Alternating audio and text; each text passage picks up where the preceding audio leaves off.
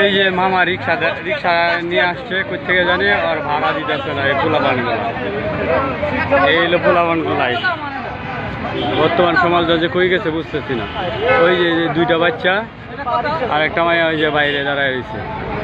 ওই তিনজন মিলে কি করছে, ওই যে রিক্সাওয়ালা মামারে ভাড়া দিতেছেন, কবজা শুরু হয়ে দিচ্ছে। এই হলো বর্তমান সমাজ ব্যবস্থা। এখানে বিভিন্ন ধরনের রিক্সাওয়ালারা সবাই এসে দাঁড়াইছে, তো রিক্সাওয়ালারা পিস ছাড়তেছে না, আর ভাড়া দিচ্ছে না। জানি না ভাড়া দিব কি না দিব।